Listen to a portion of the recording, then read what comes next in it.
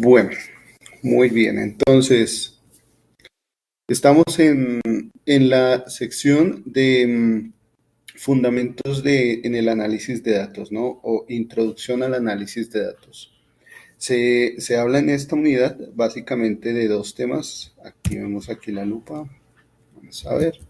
Se habla de dos temas. Uno corresponde a los datos y el otro corresponde al Big Data. ¿Listo? Hasta ahora hemos mencionado conceptos básicos de los datos, de la información, de cómo se almacena la información en una memoria, cómo podríamos pensar en almacenar información en una memoria y también que en los datos, en cualquier archivo se mencionaría como un archivo que almacena datos, ¿cierto? Pero de fondo, en cada archivo podríamos encontrarnos más información de la que expresa de manera directa el archivo. Información como ubicación geográfica, el método por el cual se obtuvo esa información, si es una foto, el tipo de cámara, muchas veces el nombre del propietario de la cámara, bueno, hay muchísimos datos que se pueden ajustar para ver de fondo y eso los llamamos los metadatos, ¿no? Podemos ver los metadatos de una imagen, los metadatos de un video, podemos ver los metadatos de un documento en Word, de un documento en Excel, de diferentes tipos de archivos, podemos ver los metadatos en Windows, veríamos los metadatos de manera básica. Hay programas que permiten extraer los metadatos de manera más profunda. Los metadatos, los datos que están ocultos en los archivos, hay programas que permiten extraer, permiten mostrar esos metadatos. Por ahora, diríamos que si yo tomo una foto con una cámara de mi propiedad y tomo esa foto, esa imagen y la subo o la paso a mi portátil, yo podría ingresar a las características, a la información de esa imagen y puedo ver algunos datos de configuración de esa imagen, ¿cierto? Eso es acceder a los metadatos. También hablábamos de los tipos de datos, ¿no? Bueno, mencionábamos qué pasa cuando empezamos a almacenar los datos en memoria y qué pasa cuando este almacenamiento ocurre a manera de una imagen. ¿Cómo se almacenan los datos en una imagen? Dijimos que la unidad más pequeña de información en una imagen es el píxel, sea una foto, sea un video. La unidad más pequeña decíamos que era el píxel, ¿no?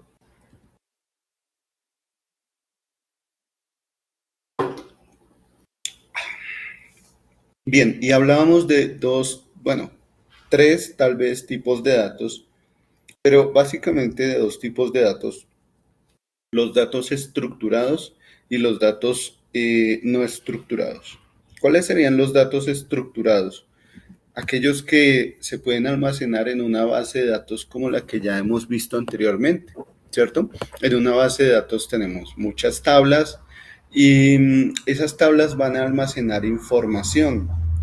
Eh, Podríamos decir que muchas veces hay bases de datos que simplemente van a tomar esa información, ya no como si estuviera una persona ingresando los datos, como el ejemplo que mostrábamos en el que una persona va a ingresar los datos de un estudiante en la base de datos, una persona va a ingresar los datos de un profesor en la base de datos, etcétera.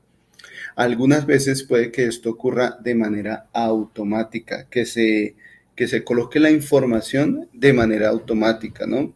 Entonces vamos a tener datos que pueden ir organizados en tablas, vamos a llamarlos datos estructurados, y datos no estructurados, información que no necesariamente puede venir organizada en tablas, como por ejemplo los videos de YouTube, como por ejemplo los posts de Facebook, de Twitter, ¿sí?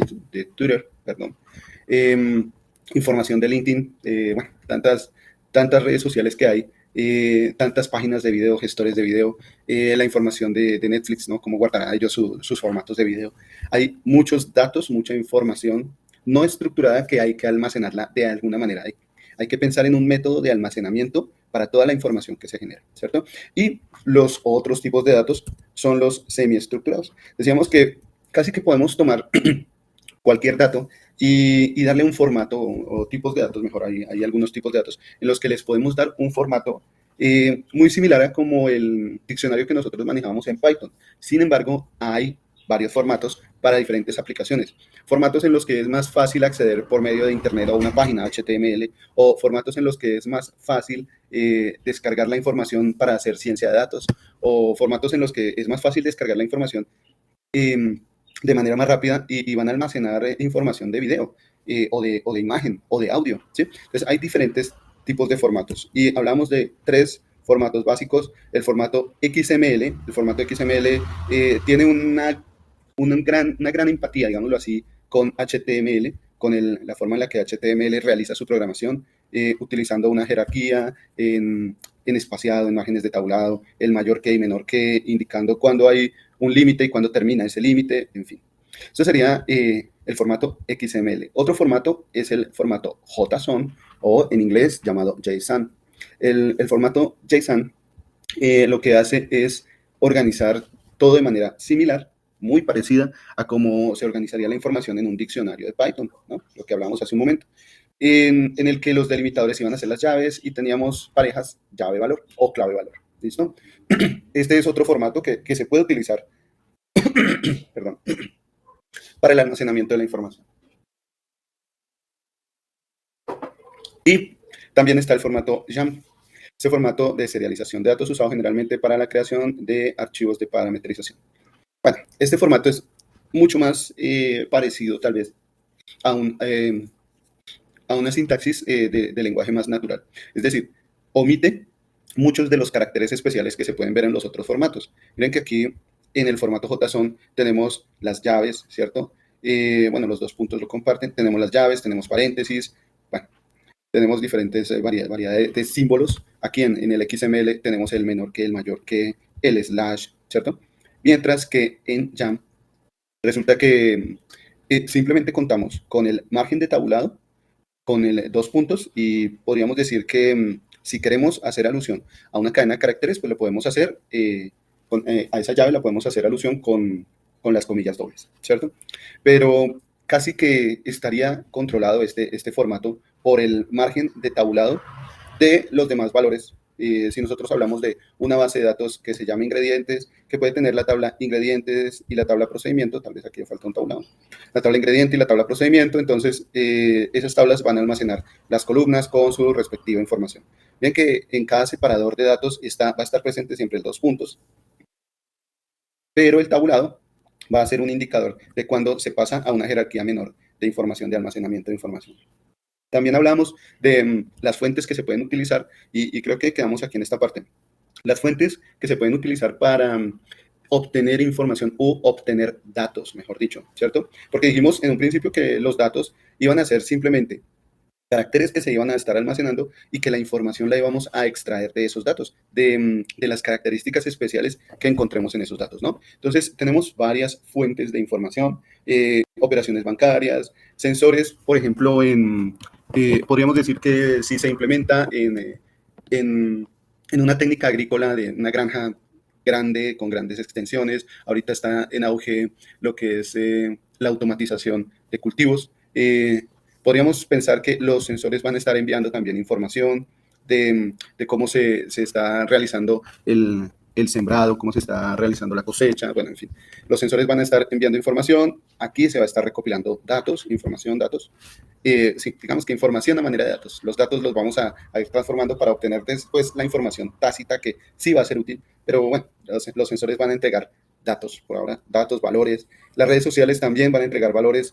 Cuando comparto información en mi teléfono inteligente o si alguno de los dispositivos de mi hogar se puede conectar a Internet, también estos van a estar entregando datos de su comportamiento, datos de conexión, ¿cierto? Bueno, muchas fuentes en las cuales se puede obtener información. Por ahora, nosotros vamos a hablar de un tipo de fuente específico en el cual vamos a obtener nosotros información. Y las fuentes de las cuales vamos a obtener información son fuentes de datos de uso libre.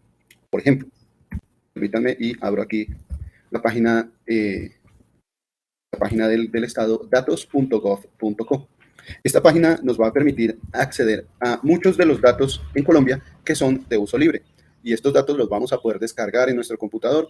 Podemos analizarlos dependiendo del interés que nosotros tengamos al analizar esos datos, ¿no? Entonces, cuando entramos a esta página, datos.gov.co, aquí podemos irnos a la sección que dice Descubre. Si ustedes se dan cuenta, hay 3 secciones, una que dice Pública, Descubre y Conoce. ¿Listo? La sección que dice Pública dice datos de gobierno para que puedan ser usados en investigaciones, aplicaciones, visualizaciones e historias. La parte de Descubre dice datos del gobierno colombiano para investigar, desarrollar aplicaciones, bueno, es similar. Sin embargo, en la parte de Pública nos habla de las entidades que van a estar almacenando esta información. En la parte de Descubre van a estar los datos a los cuales nosotros podemos acceder, esas tablas de datos que vamos a poder acceder. Aproximadamente, aquí nos muestra 7.455 tablas de datos. Conoce visualizaciones e investigaciones creadas a partir de datos abiertos. Ya se han compartido algunas investigaciones, se pueden ver esas visualizaciones acá, con las técnicas o las gráficas que nosotros ya conocemos. Entonces, si nosotros le damos clic a la sección de Descubre, permítame tantico mientras carga.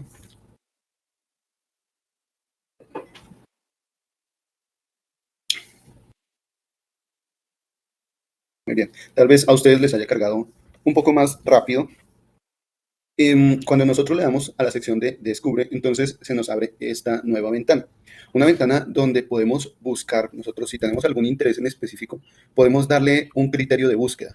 Pero si nosotros estamos, por decirlo así, conociendo un poco esta página, nos podemos dar cuenta que al lado izquierdo hay una especie de filtro. Podemos realizar un filtrado de los diferentes tipos de datos que podemos encontrar. Por ejemplo, quiero ver los datos de uso libre de algún municipio específicamente o de algún departamento, de alguna entidad. Vayamos a ver, por ejemplo, vamos a la sección de categorías. ¿Listo? Vamos a la sección de categorías y voy a mirar dentro de esas categorías, voy a mirar datos que tengan que ver con ciencia, tecnología e innovación. ¿Listo? Le vamos a dar clic ahí, vamos a seleccionar ese tipo de datos y si ustedes se dan cuenta, en la parte superior de la respuesta me dice que hay 422 resultados y que esos resultados se filtraron por la categoría Ciencia, Tecnología e Innovación, ¿no? A partir de estos datos yo ya puedo preguntarme, bueno, ¿cuáles son datos míos de interés? Si tengo interés en conocer los datos de algún departamento en específico, pues simplemente los puedo filtrar, ¿no? Digamos que deseamos filtrar los datos de Cundinamarca, vámonos por acá. Entonces selecciono o de Bogotá, vamos a seleccionar Cundinamarca, ¿listo? Nuevamente, tengámosle paciencia. Otra vez, tal vez a ustedes les cargó más rápido, pero entonces si nosotros ya hacemos un filtrado doble, 2 filtros, resulta que obtenemos ahora menos resultados, ¿no? Ya tenemos 18 resultados de ciencia, tecnología e innovación en el departamento de Cundinamarca. Vamos a ver qué tipos de datos libres nos encontramos. Nos encontramos con un registro de activos de información de gestión documental. Este es el título y en la parte de abajo nos va a dar más información, un detalle más específico de los datos que se van a almacenar en este conjunto de datos. Dice, en este conjunto de datos se puede visualizar la información que corresponde al registro de activos, información que corresponde al registro de activos de la información y gestión documental de la alcaldía de Ricaute, Cundinamarca. Si alguno de ustedes es de Ricaute o está viendo allá y quiere saber algo acerca de la información y gestión documental, lo puede hacer descargando este conjunto de datos. Inventario de activos, vamos a ver a qué hace referencia. Inventario de activos de elementos de hardware y software, de procesamiento, almacenamiento y comunicaciones, bases de datos y procesos, recursos humanos asociados con el manejo de los datos y la información misional, operativa, administrativa de cada entidad, órgano u organismo. Recordemos que estamos hablando del departamento de Cundinamarca, ¿no? Aquí, ¿qué otro? Índice de información clasificada y reservada, copias de seguridad, backup. Activos de información de la alcaldía de Tocancipá, caracterización de usuarios, trámites virtuales. Aquí nos dice información de usuarios que realizan trámites virtuales registrados en plataformas de la alcaldía municipal de Chía. También está índice de información clasificada y reservada 2021-2022. Contiene índice de clasificación de información en TV Andina, Canal 13. Esquema de publicación, Corporación Autónoma Regional del Guavio. Bueno, inventarios activos, Corpo Guavio, registro de activos de información, índice de clasificación de información. Bueno, tenemos aquí otro link, podemos estar mirando, pero si nosotros tenemos especial interés en alguno de estos datos, por ejemplo, queremos obtener alguna información específica de algún conjunto de datos. Digamos que, no sé aquí, ¿cuál veíamos por acá? Digamos que este que está acá, ¿sí? Caracterización usuarios trámites virtuales. Si, por ejemplo, mi interés es mirar el comportamiento de los trámites virtuales, de pronto saber qué tipo de información viene acá, entonces simplemente me voy aquí a mirar ese conjunto de datos. Vamos a seleccionar ese título.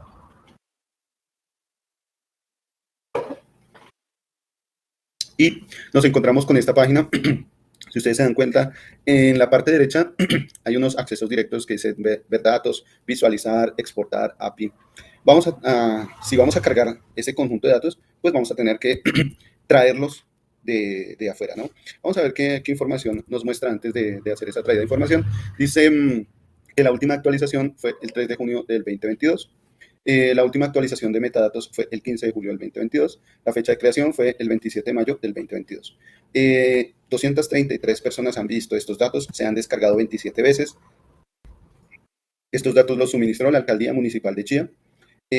Propietario del conjunto de datos, pues precisamente la Alcaldía Municipal de Chía. Veamos qué otra información podemos tener aquí. Bueno, información de la entidad, ¿cierto? El sector, tecnologías de la información y las comunicaciones. Información de los datos. Los datos vienen en idioma español. Cobertura geográfica municipal, solo afectan al municipio, frecuencia de actualización semestral y fecha de emisión. Temas y etiquetas. Bien. Resulta que aquí entonces en las etiquetas tenemos usuarios, trámites virtuales, app, ventanilla única de registro. Bien, vamos a darle, permítanme, vamos a mostrar menos, listo. Vale. Vamos ahora a descargar este conjunto de datos, ¿listo? Si ustedes se dan cuenta también está esta pestaña de 3 punticos. Aquí tenemos 3 punticos, compartir en redes sociales, contactar con el propietario, comentar sobre este conjunto de datos o acceder a los datos por OData. Vamos a realizar algo. Podemos ver los datos directamente aquí en esta página, ¿no? Pero si lo que yo voy a hacer es enfocado a un análisis de datos o a una aplicación de ciencia de datos, una aplicación de inteligencia artificial de ciencia de datos, entonces lo mejor es realizar una descarga de los datos. Para traernos los datos de afuera, entonces le damos clic en exportar y se nos abre esta subventana que dice descargar caracterización de usuarios trámites virtuales. Podemos descargarla en un formato que se llama CSV. Este formato es el formato de valores separados por coma, ¿listo? En inglés sus siglas son CSV. Cualquier dato, cualquier tabla, cualquier archivo con extensión CSV se puede abrir en Excel, ¿no? Entonces podemos descargar CSV solito o CSV para Excel, cualquiera de esos, pero también nos encontramos con otros formatos de descarga. Miren, aquí abajito hay otros formatos de descarga: RDF, RSS, XML, TSV para Excel o CSV para Excel en Europa. Hay otros formatos que podemos descargar. El que nosotros vamos a utilizar va a ser un formato. Generalmente los datos que vamos a descargar van a venir en CSV, es decir, valores separados por comas, ¿sí? Cuando le damos clic ahí a CSV, entonces se nos despliega, a ver, ¿no? Se nos despliega una ventana de explorador. Vamos a darle clic aquí. Vamos a darle clic acá y vamos a darle guardar, ¿listo? Si ustedes se dan cuenta, aparece el nombre del archivo y la extensión. Aprovechando que este nombre de archivo tiene caracteres especiales, quiero mostrarles lo siguiente. Si ustedes se dan cuenta, el nombre de este archivo viene con un carácter especial. Caracterización traería aquí la O tildada. Sin embargo, para el almacenamiento de información, miren que esa O tildada no aparece, se reemplaza por un raya al piso, underline, ¿sí? Se reemplaza por este carácter. Es por esto que es recomendable, al darle nombre a los archivos, incluso los archivos que nosotros vayamos a trabajar en programación, el nombre que nosotros leemos a los archivos que no lleve caracteres especiales. Si, por ejemplo, si hubiera colocado el nombre de este archivo sin el carácter especial de la O tildada, sino simplemente la O, pues aquí aparecería la O normalita, sin la tilde. Puede que para algunos legalistas esto sea un crimen, ¿no? El no colocar letras tildadas o signos de puntuación correctos, ortografía correcta, pero resulta que aquí en un sistema de información, en un computador, para él y para la persona que va a descargar los datos, resultaría mucho más cómodo, ¿no? Esto es por comodidad, no va a pasar nada si yo le coloco aquí la O tildada, simplemente se van a reemplazar algunos caracteres, pero sí, al momento de almacenarse, daría mayor comodidad en cuanto a la información de los datos que se van a almacenar, ¿no? Entonces vamos a guardar este tipo de archivos en coma separated values. Es un archivo de valores separados por coma. Entonces vamos a darle clic a guardar. Vamos a guardar estos archivos. ¿Listo? Y si ustedes se dan cuenta, aquí cuando yo le di descargar en la parte inferior, me aparece como el símbolo de Excel, si se dan cuenta. Voy a ir a la página, vámonos aquí en carpeta, ¿listo? Voy a abrir esta carpeta y resulta que ahí en esa carpeta está ese archivo, caracterización de usuarios, ¿cierto? Esta carpeta de acá, caracterización, usuarios, trámites virtuales. Y el símbolo es como un símbolo de tipo Excel. Si yo me paro encima para ver qué información me trae, me dice que el tamaño del archivo es de 1.66 megabytes, que la fecha de modificación fue el 8 de mayo del 2023 a las 6:29 am. Vamos a ver qué nos dice por acá. Acerquémonos. Y entonces el día de hoy es 8 de mayo de 2023 y son las 6:30. ¿Vale? ¿Con qué valores de modificación, con qué datos de modificación se descargó? Con los de la descarga. ¿Listo? Hay que tener en cuenta eso. Una cosa son los datos de modificación y otra son los datos de creación. Otros son los valores de creación. Bueno, algo que se me olvidaba comentarles. En el explorador nosotros podemos ver valores básicos, tal vez no tan profundos como los metadatos, pero podemos ver alguna información de los archivos simplemente dándole ese nivel de detalle o filtrando esa información aquí en la vista del explorador. Tal vez pues, con respecto a esta parte de visualización del explorador de Windows ustedes conozcan más que yo, pero si yo le doy clic derecho aquí a la sección de nombre, puedo adicionar o quitar información de detalle que se da en el explorador de Windows. Por ejemplo, si quiero ver la fecha de creación, si quiero ver los autores, categorías, etiquetas, títulos, más me aparece. Voy a seleccionar fecha de creación. Entonces, cuando selecciono fecha de creación, pues resulta que ahora no solo me aparece la fecha de modificación, sino también me aparece algo que se llama fecha de creación, ¿no? En este momento, estos datos que fueron descargados el 8 de mayo del 2023 se guardan con una modificación, esa misma fecha de modificación y esa misma fecha de creación, ¿de acuerdo? El tipo de dato nos dice que es un tipo de dato de archivo de valores separados por coma de Microsoft, ¿listo? Microsoft Excel. Pero el otro archivo nos dice que es un archivo de tipo docx. Si ustedes se dan cuenta, aquí, en esta parte de visualización, puedo ver la extensión de los archivos. Aquí puedo ver que este archivo tiene extensión CSV, que el archivo que está abajo tiene extensión .docx, ¿de acuerdo? Pero también puedo quitarle esa extensión. De hecho, si no estoy mal, Windows por defecto quita esa extensión. Puedo quitársela o agregársela en la sección de vista. Si yo le doy clic a vista, entonces me aparece una casillita que dice extensiones de nombre de archivo. Puedo seleccionarla, miren que aparece la ayuda, muestra o oculta el conjunto de caracteres que se le agrega al final del archivo, es decir, la extensión, el punto, lo que sea, ¿cierto? Entonces aquí lo que voy a hacer es darle clic ahí, a esa palomilla, quitar la extensión y ya el nombre de mi archivo aparece sin la extensión. Pero yo recomiendo para el trabajo de análisis de datos dejar marcada la extensión para saber cuál es la extensión que nosotros tenemos, ya que hay diferentes archivos con diferentes extensiones que se pueden abrir por Excel, ¿no? Entonces nosotros pues necesitamos tener claro cuál es la extensión que tenemos actualmente en este archivo. Si yo le doy clic a abrir, voy a abrir este archivo, voy a atreverme a abrir este archivo. Automáticamente Excel me permite abrir ese archivo. Puede que algunas veces a usted le aparezca algo así como no sabemos, Windows le dice no sé qué aplicación usar para abrir este archivo, entonces va a tener usted que seleccionarla. Asegúrese de que si desea usted, ¿cómo les muestro? Vamos a ver si aquí me aparece. Por ejemplo acá. Entonces, algunas veces puede que les aparezca esta ventana, ¿no? ¿Cómo quieres abrir este archivo? Hay que decirle a Windows específicamente cómo hay que abrir el archivo. Entonces aquí uno debe tener en cuenta si no deseo que se abran ese tipo de archivos con la misma aplicación, no marcar esta palomilla, ¿listo? Dejarla desmarcada para poderlo abrir. Y si tenemos otro archivo con una extensión igual, pero queremos abrirlo con una aplicación diferente, lo podamos hacer, ¿cierto? Entonces aquí resulta que nos dice que tenemos todos estos archivos, todos estos datos, miren, todos estos datos se pudieron abrir aquí en este archivo, en Excel, automáticamente. Voy a cerrarlo nuevamente y esta vez voy a darle clic derecho y en abrir con, ¿de acuerdo? Voy a darle clic aquí en abrir con y me voy a ir a cualquiera de estos dos, bloc de notas o WordPad, ¿listo? Voy a seleccionar bloc de notas. Entonces, cuando selecciono bloc de notas, miren que mis datos, todos estos datos se van a poder abrir en este tipo de archivos. Decimos que este tipo de archivos es un archivo de texto plano. ¿Listo? Tenemos aquí un archivo de texto plano y ese archivo de texto plano se puede abrir bien sea en Excel o en bloc de notas, que es ese tipo de archivos. Voy a darle otra vez nuevamente abrir con, pero voy a elegir otra aplicación. Voy a darle en más aplicaciones. Vamos a ver si me sale por aquí esta aplicación Word, ¿sí? Tal vez la conozcan, mentiras. Vamos a darle clic ahí en abrir documentos con Word, aceptar. Y resulta que aquí, miren, aquí ya nos dice que este tipo de archivos viene con un formato especial, ¿cierto? Seleccione la codificación con la que se puede leer el documento. Entonces puedo seleccionar Windows predeterminado, MS-DOS o cualquier otra codificación. Esta codificación, miren que aquí habla de Unicode UTF-8. Este tipo de codificación hace referencia a que yo pueda mirar la información, pueda mirar los datos, bien sea en Estados Unidos o en Europa. Por ejemplo, si ustedes se dan cuenta, en Estados Unidos podríamos decir que la letra ñ, no existe, ¿no? Entonces puede que yo tenga alguna palabra aquí con letra ñ.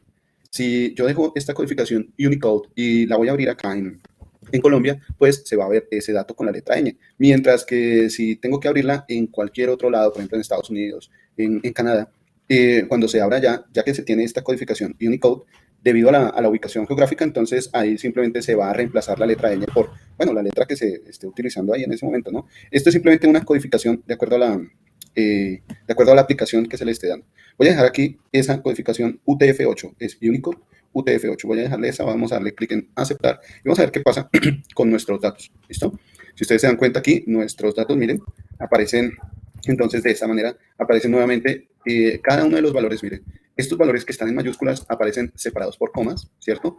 Y todos pegados. Los que aparecen en mayúsculas, diríamos que son las etiquetas de las columnas, es decir, los títulos de las columnas. Luego vienen los otros datos, que estos ya no están en mayúsculas, bueno, a excepción de algunos datos, pero miren, aparecen cada uno de esos datos separados por comas y luego viene algún formato de fecha, luego viene otro dato en mayúsculas separado por coma, cada dato viene separado por coma. Los datos esta vez sí pueden tener su espacio, ¿no? Son parte de los datos, de lo que se extrae, los datos que colocan cualquier persona. Entonces, para la dirección podemos colocar caracteres de espacio, ¿no? Para la dirección pueden venir esos caracteres de espacio. Quiero mostrarles algo. Permítanme ver dónde lo tengo por acá. Estos tipos de datos, esta información, miren, es información, podríamos decir que semiestructurada, pero, déjenme ver, subamos por acá, a ver si tengo, permítanme, voy por acá y les muestro algo. Les muestro algo. Bien, miren, este dato que está acá, este archivo que está acá. Archivo que tiene una extensión .exe, ¿de acuerdo? Este archivo tiene una extensión .exe. Este tipo de archivos se dirían que son archivos de tipo binario. Que si yo le digo, por ejemplo, voy a darle abrir como, ¿listo? Vamos a darle abrir como, le doy clic derecho y me voy a darle clic en, a ver, compartir, ejecutar como administrador. Vamos a darle, bueno, no lo encuentro. No me deja abrir como, bueno, lástima, no me deja abrir como, quería mostrarles. Vamos a ver si este sí me deja. Este sí me deja, pero no va a pasar lo mismo. Vámonos con este. Listo.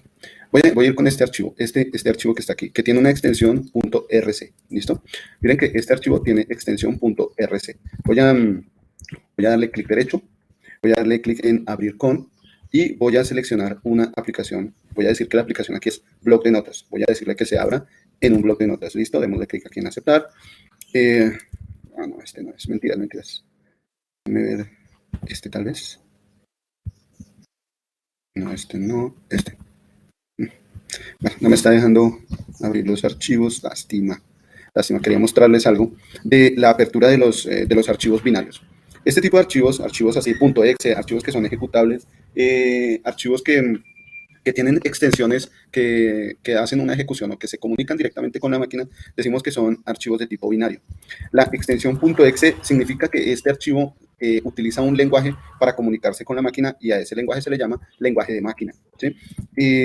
Si nosotros abriéramos el contenido de este archivo, si nosotros pudiéramos abrir, no sé por qué no puedo abrirlo ahorita, lo he abierto en otras ocasiones, pero si nosotros pudiéramos abrirlo, bien sea en un archivo de texto plano o en un archivo de Word, lo que vamos a ver son caracteres a la loca y, mejor dicho, un reguero de caracteres que yo no entiendo qué diría ahí, ¿cierto? Es un poco de cosas que no se entiende realmente qué diría eso. Entonces, para este tipo de archivos, podríamos usar esos archivos también para almacenarlos en nuestro repositorio Git y GitHub, ¿se acuerdan? Pero resulta que el almacenar ese tipo de archivos en un repositorio Git y GitHub ocuparía mucho espacio para la actualización, entonces no es recomendable. Sin embargo, los archivos que hemos estado manejando, ¿dónde está? En nuestro caso, archivos que se pueden abrir con el bloc de notas, archivos que se pueden abrir en un texto plano. Ese tipo de archivos sí es recomendable, sí se pueden almacenar en nuestro repositorio GitHub. Bueno, todos se pueden almacenar en el repositorio GitHub, ¿no? Sino que ocuparían menos espacio el almacenamiento de información de este tipo de datos. Bueno, creo que le he dado muchas largas a esto. Vámonos con los datos, abrámoslos por acá. Entonces les decía, tenemos todo este conjunto de datos, ¿no? Resulta que ese conjunto de datos, si ustedes se dan cuenta, son valores separados por comas, pero si yo deseo, también puedo colocar esos valores separados por columnas, ¿no? Acuérdense que podemos separar cada uno de estos valores por columnas. ¿Alguien recuerda? Vamos a ver si están por ahí. Dice texto en columnas. Correcto, nos vamos a dividir texto en columnas, ¿cierto? Entonces, me voy a la sección de datos y dividir texto en columnas. Y aquí me muestra delimitados, le doy clic en siguiente y aquí voy a colocar punto y coma. Si ustedes se dan cuenta, miren que hay datos en formato fecha, ¿no? Esos datos en formato fecha vienen con el día, mes y el año. Si yo quisiera separar esos datos en formato fecha, también le colocaría aquí otro tipo de separador. El otro tipo de separador sería el slash y eso me va a separar también los datos de la fecha, ¿no? Sin embargo, tengo que mirar cuál es el nombre de la columna que se está utilizando. Viene género, fecha de nacimiento y tipo de zona. Está masculino, hay un formato fecha y luego urbano, que es el tipo de zona. Entonces, por ahora, no vamos a tener en cuenta ese separador, solo vamos a tener en cuenta, punto y coma, yo puse acá. Solo vamos a tener en cuenta la coma como el objeto de separación, ¿no? Si yo coloco aquí, miren, si yo coloco acá el slash, miren, aquí marqué el otro, ven que se va a dividir fecha de nacimiento, va a almacenar el día, el tipo de zona va a almacenar el mes, la zona va a almacenar el año, y pues esto no sería correcto, ¿no? En cuanto al almacenamiento de información. Simplemente voy a quitarle aquí otro, y le damos clic en finalizar. Ya finalizamos acá. ¿Desea reemplazarlo? Vemos que sí. Entonces, ya tenemos nuestro conjunto de datos. Voy a darle doble clic acá para separar. Tenemos ahora nuestro conjunto de datos. Todo este conjunto de datos, la primera fila responderá a las etiquetas de las columnas, ¿cierto? Y después vienen todos los datos que podemos analizar. Resulta que aquí nos habla de género, fecha de nacimiento, tipo de zona y zona. Y sector, ¿vale? Parece que está hablando de la manera en la que se está almacenando todo ese conjunto de datos. Dirección, tal vez la dirección es extraída de la posición de la dirección IP, grupo poblacional, estado civil, fecha de creación. Bien, esta es la fecha de acceso a esos datos. Vamos a ver qué más descripciones nos da, qué otras descripciones nos da este conjunto de datos. ¿Listo? Permítanme por acá, información de usuarios, ver datos, voy a darle clic aquí en ver datos. Bien, y entonces acá me habla del tipo de zona. Vamos a ver dónde es que está la información de estos datos. Regresemos, pues permítanme, perdónenme un segundito, voy a regresar.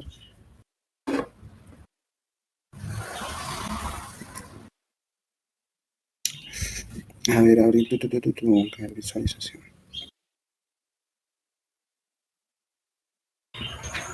Silenciar, contactar, bueno, no me está mostrando. Ok, por acá. Etiquetas, usuarios, trámites. Aquí están, columnas. Ahora sí, ya, aquí están. Listo, aquí ya podemos saber a qué hace referencia cada información, tipo de dato texto. Bueno, aquí no nos está ayudando mucho qué es lo que almacena el tipo de zona. Vamos a ver la zona. No nos está dando mucha información. Vamos a ver, bajemos. Bueno, lastimosamente no nos está diciendo a qué hace referencia el tipo de zona. Tal vez es la zona de origen donde se está accediendo este conjunto de datos. Recuerden que son los trámites virtuales que hacen los usuarios, entonces puede que esa persona se encuentre en una zona rural o en una zona urbana, ¿cierto? Pero aquí la sección de zona no especifica cuál es la diferencia entre el tipo de zona y la zona, ¿no? Lastimosamente aquí pues no lo podemos saber. Sector tampoco nos lo especifica, y la dirección seguramente hace parte de la dirección de la persona que hace la solicitud. Grupo poblacional, esto sí es de algún grupo en específico.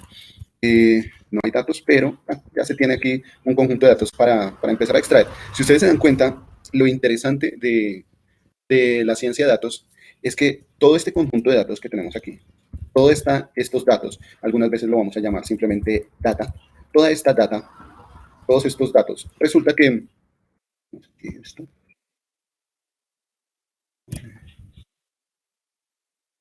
Toda esta data, también lo vamos a llamar algunas veces conjuntos de datos, ¿cierto? todos estos datos, toda esta data o todos estos conjuntos de datos. Aparentemente para nosotros no es útil, ¿cierto? Si ustedes ven todo este conjunto de datos, realmente no le vemos utilidad. El ponernos a mirar grupo poblacional, ponernos a mirar, bueno, entre el grupo femenino y masculino puedo hacer una segmentación de los datos, puedo hacer tablas dinámicas, bueno, lo que sea que quiera ver. Si quiero hacer un análisis de estos datos, hasta ahora de lo que hemos aprendido, lo puedo hacer en Excel, ¿cierto? Pero realmente lo bonito de lo que estamos aprendiendo de la ciencia de datos es que estos datos, esta información que aparentemente, o estos datos mejor, que aparentemente no nos dicen nada, cuando lo pasamos por un proceso de inteligencia artificial y con un objetivo en específico, podemos obtener información realmente valiosa, información que a nosotros ni siquiera se nos hubiera ocurrido, ni siquiera se nos hubiera pasado por la mente que pudiera suceder ese tipo de situaciones, ¿no? Eso es lo bonito de trabajar con un conjunto de datos grande. Vamos a ver cuántos datos tenemos aquí. Dice que se tienen 15.791 registros. 91 porque la fila 1 corresponde a las columnas, ¿no? Tenemos 15.791 registros. Mucho, con 15.000 datos, podemos hacer un análisis del comportamiento de esta situación, ¿cierto? Y eso es lo que vamos a aprender a hacer nosotros en Python. Vamos a empezar a mandar todo este conjunto de datos para que el mismo programa que nosotros construyamos nos entregue un indicador. Recuerden que necesitamos dos cosas. Necesitamos, primero que todo, el conjunto de datos, ¿no? Conjunto de datos, este ya lo tenemos acá, pero también necesitamos un objetivo, es decir, ¿qué es lo que estamos buscando? Generalmente el objetivo en las empresas es maximizar el valor de la empresa. Para maximizar el valor de la empresa se desea algunas veces buscar reducir costos, aumentar ganancias, aumentar utilidades, ¿cierto? O aumentar el valor de la empresa a largo plazo. Esto se hace por medio de toma de decisiones y la toma de decisiones va a depender de la información que se tenga, de los datos que se tengan. Un ejemplo, imaginen ustedes, voy a irme a lo más sencillo, a lo más básico. Supongan ustedes que van a montar un negocio en el barrio, ¿cierto? Vamos a suponer que tenemos un negocio de barrio, un negocio cualquiera. Imaginemos que es una peluquería. Tenemos una peluquería en el barrio y hemos trabajado en nuestra peluquería de barrio por unos años, pero resulta que algo que hemos estado haciendo a lo largo de esos, digamos que 2 años, hemos trabajado en nuestra peluquería, nosotros somos los dueños de la peluquería, y a lo largo de esos 2 años hemos recopilado información que aparentemente pues simplemente no nos va a servir para nada, pero la estamos recopilando. Por ejemplo, las personas que se van a peluquear, qué género tienen, la fecha, el día de la semana, ¿cierto? ¿Qué otra cosa? La temporada del año, bueno, no sé, zona no iría, dirección, bueno, digamos que se está almacenando información de la venta que se está realizando en esa peluquería, ¿listo? Información que puede ser importante para el dueño de la peluquería. Si la persona tiene una determinada edad o el rango de edad, o el tipo de peinado, bueno, lo que sea, ¿cierto? Si se va a hacer manicure, pedicure, bueno, lo que sea, ¿vale? Se está almacenando toda esa información ahí, en ese negocio. Lleva 2 años funcionando así, normal, y pues hasta ahora se supone que las ganancias que ha tenido ese negocio han dado para vivir cómodamente, ¿listo? Pero ahora los dueños desean tener un día adicional de descanso. La pregunta sería, bueno, ¿cuál día escojo? Tácitamente uno podría decir que el día que voy a escoger puede ser el lunes, ¿no? El lunes ya la gente se peluqueó el fin de semana, entonces escojo un lunes para descansar o bueno, no sé, cualquier otro día o el mismo domingo, bueno, digamos que el domingo ya se tiene inicialmente. Entonces yo podría decir, no, bueno, escojo los lunes para no trabajar, ¿cierto? Pero resulta que cuando se toman todos esos datos y se pasan por un proceso de análisis de datos, con estadística, con programación, se pasan todos esos datos, resulta que esos datos, esa información arroja que el mejor día para descansar es el miércoles. Si usted descansa el miércoles, va a aumentar sus ganancias, o puede que aumente sus ganancias, o puede que se mantengan, pero no se van a reducir, no se van a ver afectadas. El día de menos impacto, cuando cerramos el negocio, el día que menos impacta en las ganancias del negocio es el miércoles. Entonces usted ya toma la decisión de acuerdo a toda la información que fue recopilando ahí, ¿no? Toma la decisión y dice, no, ya no descanso el lunes, ahora descanso el miércoles, ¿no? Es precisamente por eso que se toman todo este conjunto de datos, se pasan por el proceso de análisis y de acuerdo a ese análisis, primero a la visualización y luego al análisis de ciencia de datos, es que se pueden tomar decisiones en la empresa. Esto sirve para tomar decisiones en la empresa, ¿listo? Continuemos por acá. Vean, solo hemos hablado de las fuentes. Vámonos con la siguiente parte que corresponde al tema de Big Data. Es impresionante cómo nosotros podemos hablar de Big Data. Big Data, pues, voy a hacer una pregunta previa. No sé si ustedes se atreven a responderme. ¿Qué creen ustedes que es Big Data teniendo en cuenta la etimología de las palabras? ¿Cierto? Si ustedes hacen la traducción al inglés Big Data, ¿qué creen ustedes que es Big Data? Un conjunto de datos muy grande. Correcto, es eso, datos muy grandes. Miren que nosotros aquí descargamos 15.791 registros, ¿listo? Déjenme decirles algo. Esto no es Big Data, esto es simplemente un conjunto de datos. Podríamos decir que pequeñito, ¿sí? 1.591 registros es algo pequeño comparado con lo que es realmente Big Data, ¿listo? Entonces, para hablarles de Big Data, voy a colocar el siguiente ejemplo. O sea, nosotros teníamos antes nuestra base de datos, ¿cierto? Con datos estructurados, la base de datos se podía aplicar para un colegio, se podía aplicar para la empresa, podía recopilar información de vendedores, proveedores, de clientes, puedo recopilar mucha información y digamos que estoy por los lados de los 90, ¿no? 1990 tengo mi empresa, recopilo mi información y esto en una base de datos puede ser a manera de tablas, en un Excel, bueno, lo que sea. Tengo toda mi información almacenada de manera estructurada, ¿listo? Pero resulta que el tiempo fue evolucionando. El tiempo fue evolucionando y resulta que surgieron las redes sociales. Con el concepto de redes sociales, ahora ya cualquier persona puede acceder a tener una red social, ¿no? Cualquier persona puede crear su perfil de red social. Por ejemplo, Facebook. Entonces, una persona crea su Facebook y a las personas les quedó gustando el ingresar a Facebook, crear su perfil, pero cada vez que creaban su perfil, pues tenían la posibilidad de compartir noticias, de compartir fotos, de subir toda esta información. La cuestión es que esa información se debe cargar después, se debe cargar posteriormente en algún servidor, en algún computador. Todas esas fotos deben quedar guardadas en algún computador, ¿cierto? Estos computadores son del estilo servidor, máquinas que pueden almacenar, máquinas con alta capacidad en disco duro que pueden almacenar información y la idea de esa información es que se pueda acceder a esa información de manera rápida, ¿no? Entonces, vamos a ver si por acá vamos a ayudarnos de Facebook en sus inicios. Vamos a ver si aparecen imágenes. Entonces, resulta que las personas empiezan a subir, bueno, lastimosamente parece así, pero bueno, entonces la gente empieza a subir fotos, empieza a postear ideas, ¿sí? Y toda esa información debe quedar almacenada en algún servidor, en algún computador, en algún disco duro. Pero resulta que, si ustedes se dan cuenta, Facebook es muy gráfico, ¿no? Es una página muy gráfica. Tengo, por un lado, fotos, por otro lado, tengo títulos, por otro lado, tengo descripciones, noticias. Bueno, hay muchas cosas que puedo hacer ahí en Facebook, muchos links, ¿cierto? Conectar personas. Entonces, inicialmente, Facebook había pensado en tomar toda esta información, inclusive las fotos, todo lo que escribía la persona y organizarlo en una base de datos relacional, o sea, en una base de datos así, similar a la que nosotros hicimos. Utilizando SQL, Facebook empezó a almacenar la información de sus usuarios.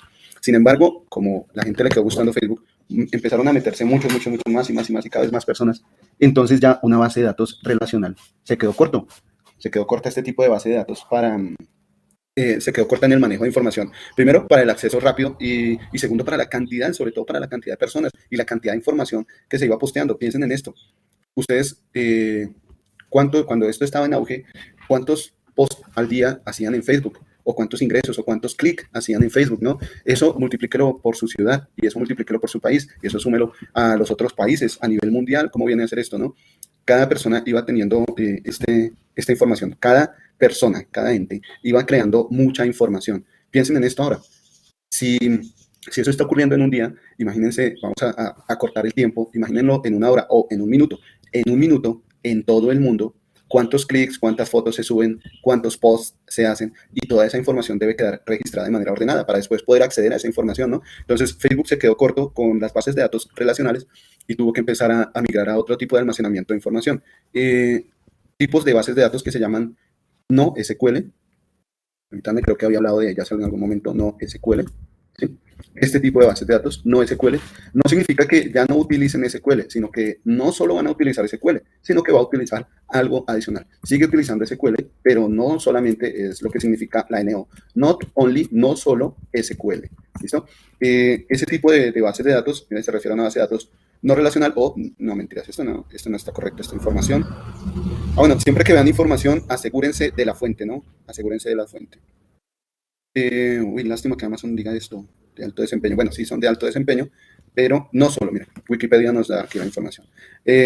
Las bases de datos no SQL no significa que no utilicen SQL, no, lo que significa es que no solo utilizan SQL, porque también se sigue utilizando SQL para hacer consultas, para hacer asociaciones de información, ¿listo?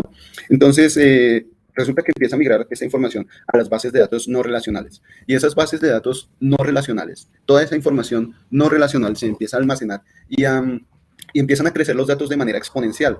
Eh, es increíble la cantidad de información que se puede llegar a almacenar por minuto o por segundo, ¿no? La información es grandísima. Esto es Big Data, gran cantidad de información, ¿cierto? Nada más pensemos en esto. Vayámonos a YouTube, pensemos en YouTube, ¿cierto? No sé si ustedes alguna vez han subido un video en YouTube. ¿Qué pasa en YouTube? Resulta que tenemos cierta cantidad de personas que suben videos a YouTube. Hay gente que lo sube frecuentemente, gente que siempre tiene un horario en la semana, un día en la semana para subir su video, ¿cierto? Pero también hay gente que no, simplemente lo sube porque quiero compartir mi video con la familia o bueno, lo que sea. Supongamos que estamos hablando de las personas que suben frecuentemente videos a YouTube. Estos videos, digamos que se crearon, la persona los editó durante toda una semana, pero los va a subir en una hora en específico. En ese momento en específico, digamos que la persona sube videos en YouTube todos los miércoles a las 4 de la tarde. Entonces, duró toda la semana editando el video y el miércoles a las 4 de la tarde sube ese video, ¿sí? Pero ¿qué pasa? El miércoles a las 4 de la tarde, esa persona no es la única persona que va a subir un video a YouTube. El miércoles a las 4 de la tarde vamos a tener muchas personas subiendo videos a YouTube, ¿de acuerdo? Digamos que nada más en la ciudad. En la ciudad hay muchísimas personas que van a subir videos el miércoles en la tarde, ¿sí? Hablemos de Bogotá. En Bogotá, el miércoles a las 4 de la tarde, no sé, por bajito, digamos que 1000 personas, por bajito. 1000 personas van a subir un video a YouTube. Algunos suben videos de 2 minutos, otros suben videos de 10 minutos, otros pueden subir videos de 20 minutos. Pero vamos a suponer que todos al mismo tiempo, a las 4 en punto de la tarde, empiezan a subir su video. No importa si es de 2 minutos, 4 minutos, 5 minutos, lo que sea. A las 4 de la tarde todos empiezan a subir ese video. Resulta que en el primer minuto, a las 4 y 1 minuto, ya se han subido, para esa persona, para una sola persona, se ha subido 1 minuto de video, ¿cierto? Pero si eso lo multiplicamos por 1000 personas en la ciudad, en 1 minuto se han subido 1000 minutos de video. ¿Cierto? Es algo supremamente loco, es como comprimir el tiempo en cuanto a información. Entonces, esto es lo que está pasando no solo en la ciudad, sino en el mundo. En el mundo mucha gente está subiendo videos y hay que tomar toda esa información y es como comprimirla en un espacio de tiempo muy corto. Es por esto que es necesario, empieza a ser necesario crear el concepto de Big Data. Big Data son tablas, conjuntos de datos, ya no relacionales, sino datos que se van a estar almacenando en tablas. Ahora lo que me interesa es almacenar la información rápido, lo más pronto posible, y es gran cantidad de información, ¿cierto? Si yo lo hiciera de manera relacional, esto demoraría mucho, el almacenar la información demoraría mucho. Pero si yo lo hago de manera no relacional, pues simplemente estoy almacenando la información en tablas, estoy en forma, almacenando la información, almacenando. Y cuando vaya a acudir a esa información, pues simplemente llamo a un descriptor en específico para ver esa información, para leer esa información, ¿listo?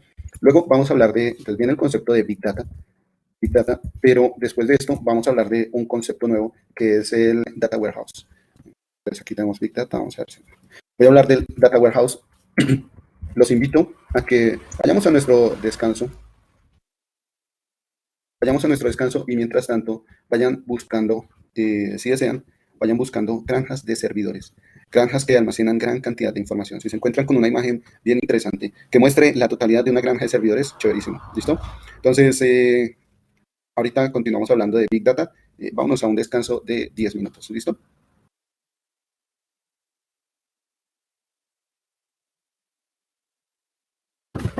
Muy bien, regresamos entonces.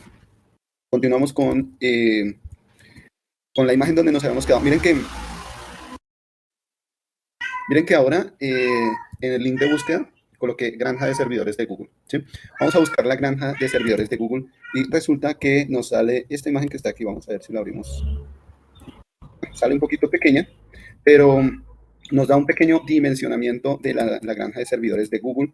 No hay una sola, hay muchas, ¿cierto? Por aquí, déjenme ver. Bueno, miren. Este artículo habla de búnkers bajo el mar o en el Ártico, donde están los centros de datos de Amazon, Google y Facebook. Este manejo de la información, este manejo de dónde voy a guardar toda la información, resulta que requiere de mucha infraestructura. Primero que todo, piensen en su computador. ¿Qué necesita su computador para funcionar? Necesita conexión a Internet, necesita energía, ¿cierto? Necesita estar disponible siempre que usted lo vaya a utilizar. Y eso mismo se necesita en los centros de datos, en las granjas de servidores, que son las que se van a encargar de almacenar información. Recordemos que un servidor es un computador, pero pues con mayor capacidad. Y una granja de servidores sería un sitio donde se van a tener a disposición muchos computadores de gran capacidad, ¿cierto? Y esos computadores van a almacenar toda la información, ¿vale? Resulta que para almacenar toda la información se necesita de infraestructura, no solo en energía, que no solo el computador esté siempre disponible. No sé si se han dado cuenta, pero cuando ustedes tienen su portátil encendido mucho tiempo, empieza a tomar calor, ¿no? Empieza a calentarse. Este calentamiento puede llegar a hacer que el dispositivo funcione diferente en velocidad, ¿sí? Cambie la velocidad de acceso a la información. Lo mismo ocurre con las granjas de servidores. Cuando los servidores se calientan, esto puede hacer que la velocidad cambie. Para evitar eso, los centros de cómputo no solamente tienen fuentes de energía, sino que también necesitan de refrigeración. Y esa refrigeración, a su vez, necesita también de fuentes de energía. Entonces, para reducir costos, algunas veces se pueden trasladar todo este set de datos, todas estas granjas de datos se pueden trasladar debajo del mar o en el Ártico para mantener la temperatura o reducir los costos en cuanto a temperatura, ¿no? Porque recuerden que todo esto ya va a llevar también costos. El mantenimiento lleva costos. Bueno, aquí tenemos una imagen de una pequeña granja de servidores, simplemente un pequeño sector de una granja de servidores. Recuerden que cada red social, cada aplicación va a tener la capacidad de almacenar grandes cantidades de información, debería tener la capacidad de almacenar grandes cantidades de información en un instante de tiempo muy corto, ¿cierto? Lo que mencionábamos hace un momento, el ejemplo de comprimir todo el tiempo de video en unos instantes de tiempo, ¿no? Entonces, vamos a tener que almacenar toda esa información. Para esto, la tecnología no solamente debe ir avanzando en cuanto a que los dispositivos tienen que almacenar cada vez más información y ser más pequeños, sino también en cuanto a tecnologías de programación para el almacenamiento y acceso a esa información. Por ejemplo, algoritmos que permitan tomar la información y comprimirla. Serían llamados los algoritmos de compresión, algoritmos que comprimen la información, pero después se puede acceder a esa información con la menor pérdida de datos, ¿no? Bueno, entonces hablábamos también de algo que era el Data Warehouse, ¿no? El Data Warehouse es como una forma de almacenar información. Miren, Data Warehouse es un almacén electrónico donde generalmente una empresa o organización mantiene una gran cantidad de información. Se puede almacenar esta gran cantidad de información y se puede acceder de manera ordenada. Y teniendo en cuenta que pues, esta gran cantidad de información puede almacenarse precisamente en granjas de servidores, ¿no? Para el tratamiento de esta información existe otra técnica que se llama ETL, ¿sí? ETL, que hace referencia a E de extraer, T de transformar y L de cargar, load. ¿Listo? Extraction, Transformation, Loading. ETL es extraer la información o extraer los datos, luego tener que transformarlos, hacerle alguna manipulación matemática, algebraica, lo que sea, tener que hacer una transformación de esos datos y después de hacer esa transformación de datos, cargarlos o almacenarlos en el Data Warehouse, en esa base de datos gigantesca que es el Data Warehouse. El Data Warehouse va a permitir entonces entregar informes del comportamiento de los datos. ¿Listo? También está el proceso de minería de datos. Dentro de nuestro léxico, los invito, permítanme a ver, ponemos por acá. Dentro de nuestro léxico los invito a que averigüen acerca de Big Data, Data Warehouse, estaba con yes, Data Warehouse, House. Data Warehouse, ¿qué otra cosa? ETL, minería de datos. ¿Listo? Minería de datos, bueno, mientras se me va ocurriendo otro de los términos. Estos serían términos que hacen referencia a todo el manejo de información. Big Data, pues se van a almacenar grandes cantidades de datos, ¿no?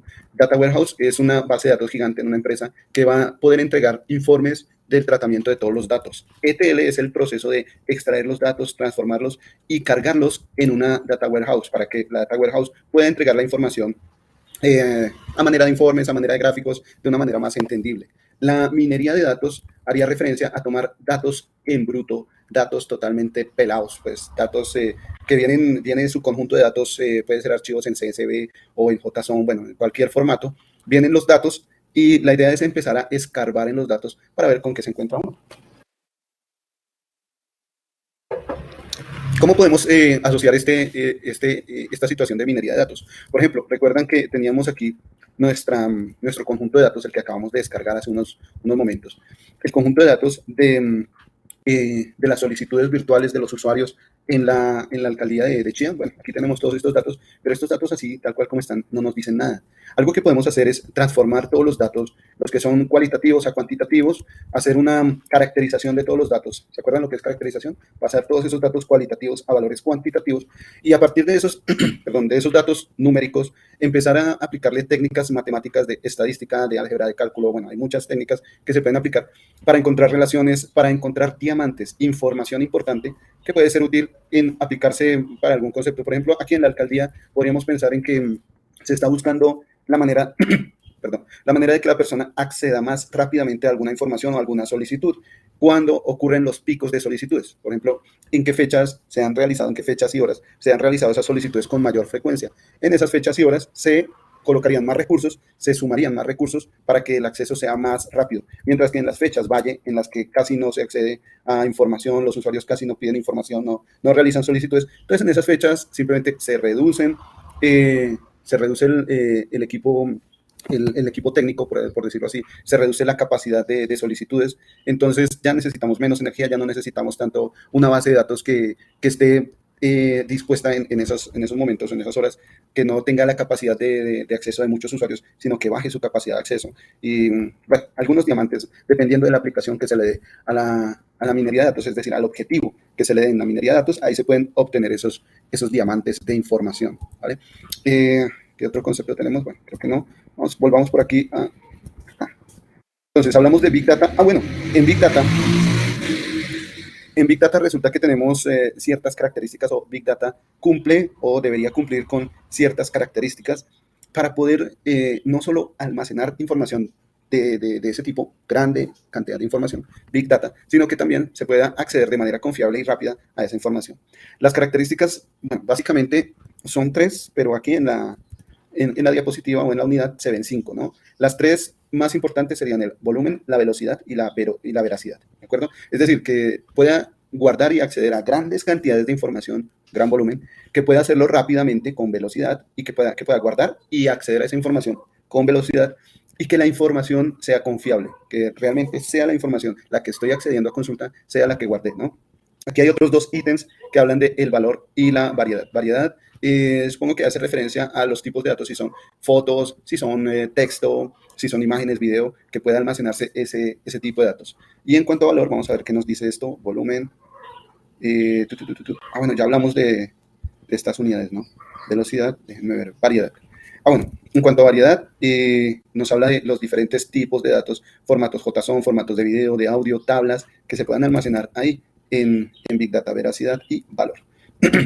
Dice, en cuanto a valor, dice, el valor de los datos va directamente relacionado con lo que le puede aportar al negocio y la facilidad que tiene para dicho. Este valor generalmente es inversamente proporcional al tiempo y esfuerzo que se requiere para procesar datos con mayor señal. Datos con mayor señal tendrán más valor que datos con mayor ruido. A la hora de elegir fuentes de datos es muy importante tener en cuenta. Ok, a lo que hace referencia el valor es a ese diamante o a esa información que puede ser importante en nuestro conjunto de datos. Por ejemplo, si yo tengo la base de datos de estudiantes y en los estudiantes, en esa base de datos o en ese gran conjunto de datos, supongamos que lo apuntamos hacia Big Data. Si lo queremos apuntar hacia Big Data, queremos tener todo el conjunto de datos, toda la información de los estudiantes a nivel nacional.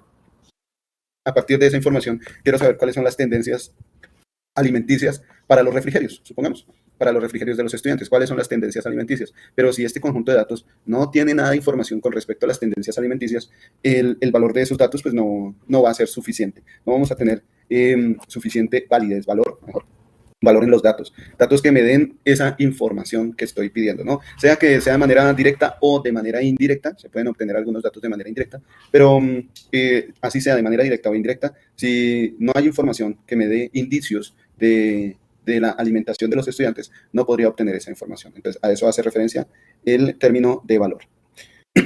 Volumen, veracidad, bien. Estos son los términos de las características del Big Data.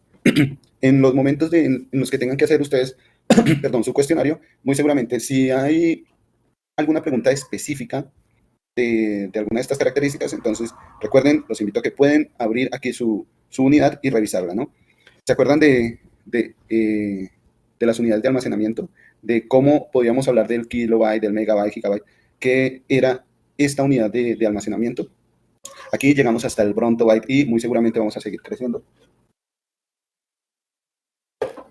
Dependiendo de la cantidad de información que se vaya almacenando, esto puede seguir creciendo, ¿no? Bueno, hasta la segunda venida del Señor, pero podemos seguir creciendo aquí en información. Brontobyte es 1 byte por 10 a la 27, bueno, 1 por 10 a la 27 bytes, ¿no? Es un 1 seguido de 27 ceros. Es una cifra increíblemente grande. Bueno, después del Big Data, ¿de qué se habla por acá? Vamos a ver. Ciclo de vida. Ciclo de vida. Caso de negocio, identificación de los datos. Bueno, ya hemos hablado de extracción. Validación y limpieza. Bien, póngale cuidado, análisis, visualización, utilización. Póngale cuidado en validación y limpieza. Resulta que cuando nosotros vamos a extraer los datos, extracción, fue un proceso similar al que hicimos con nuestro conjunto de datos del municipio de Chía, ¿no? Tomamos esos datos, ingresamos a una página y descargamos ese conjunto de datos, ¿cierto? Realizamos extracción de datos.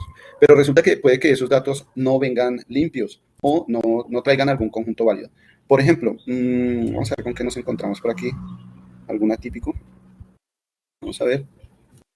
Me parece que esta base de datos ya viene limpia. Pero si nos damos cuenta, vayámonos aquí. Si nos damos cuenta, hay secciones en las que falta información, hay secciones que hacen falta información. Por ejemplo, en estas columnas hay valores nulos, valores que no sabría realmente cómo llenarlos. Si dentro de mi investigación en ciencia de datos necesito utilizar los conceptos de estas columnas, esta y estas columnas, para hacer un análisis de la información de manera completa y detallada, tengo que tomar alguna decisión con respecto a estos datos. ¿Qué voy a hacer con esos datos? Debo tomar una decisión. ¿Los elimino? ¿Los reemplazo por otros valores? ¿Qué hago para que el análisis de información o mi análisis de información no sea erróneo? Pueda tener en cuenta todos los datos y tenga un análisis de información confiable. Entonces, ¿qué voy a hacer con esos datos que son nulos? Aquí nos aparecieron nulos. ¿Qué voy a hacer cuando no aparezca información? ¿Cierto? O, por ejemplo, miren, si ustedes se dan cuenta, aquí se está hablando de la palabra nosotros podemos intuirla, es la palabra indígena, ¿cierto? Sin embargo, trae caracteres especiales que pueden hacerme perder información. ¿Cómo hago para darle tratamiento a esta información? A eso se le llama limpieza y validación de datos. La validación sería el momento en el que si nosotros llegamos a tener datos nulos o valores atípicos, valores que no corresponden dentro de los cuartiles de información, entonces vamos a tener que reemplazarlos o tomar la decisión de eliminarlos dependiendo de lo que nosotros veamos en cuanto a importancia de los datos, ¿no? Debemos tomar una decisión de por qué valor reemplazarlos o si eliminarlos. Eso con respecto a la validación. Con respecto a la limpieza, si ustedes se dan cuenta, este dato de información acá, ¿sí? Les decía, nosotros podemos intuir que es la palabra indígena. Sin embargo, estos caracteres especiales dificultan el proceso de lectura. Tendríamos que pasar por cada una de las columnas que hay acá, revisar cada uno de los registros, perdón, pasar por cada uno de los registros, revisarlos y que no tengan caracteres especiales que puedan afectar mi medición, que puedan afectar la caracterización, o cuando yo vaya a pasar todos estos valores cualitativos a valores cuantitativos, que lo pueda hacer de manera confiable. Entonces, a este proceso lo llamaríamos limpieza, en el que se pueda dar información limpia, en el que si yo voy a manejar esta variable indígena, sea una variable manejada a lo largo de todo el rango de datos de esa columna, ¿cierto? A lo largo de todos los valores de esa columna se pueda manejar ese conjunto de datos, ese estándar, pues, por así decirlo, un estándar de datos. Eso sería la limpieza, ¿no? Tener datos limpios y tener datos que tengan cierta validez, ya no omitir esos datos nulos, omitir datos que se salen de los cuartiles típicos de todo el conjunto de datos. Validación y limpieza, bien. Esos serían los conceptos de validación y limpieza. Aquí lo repiten, no sé por qué. Déjenme ver, ya teniendo datos estandarizados. Agregación, agregar datos. Este hace parte de agregar datos, insertar datos. Cuando ya se extraen los datos, lo siguiente que hay que hacer es asegurarnos que esos datos estén limpios, estén bien, ¿cierto? Llenemos valores vacíos, reemplacemos valores atípicos. Cuando ya se tienen los datos de esta manera, se dice que se tienen los datos limpios, ya se ha pasado por un proceso de limpieza de datos.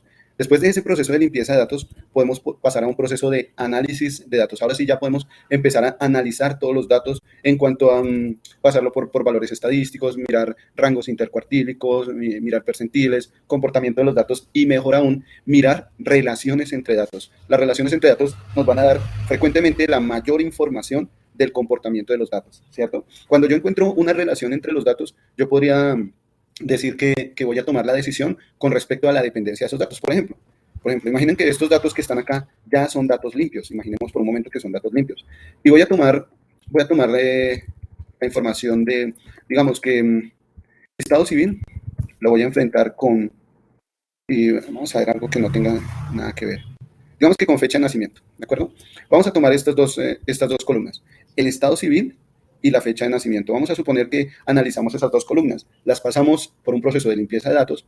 Todos estos son valores cuantitativos y simplemente voy a hacer algo que se llama una correlación, más adelante lo vamos a ver, o una matriz de correlaciones. vamos a preguntarnos si hay relación entre esta columna fecha de nacimiento y esta columna estado civil. Preguntémonos si hay alguna relación.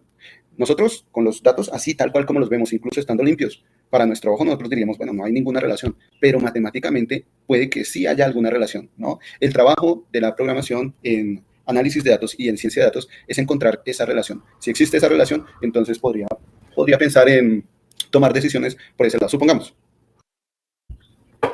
bueno, que yo podría pensar aquí que la fecha de nacimiento está relacionada con el estado civil, en cuanto a que las personas que están en una edad entre 20 y 30 años van a tener un estado civil de casados y las personas que están entre 35 y 40 años van a tener un estado civil de divorciados, supongamos, ¿cierto?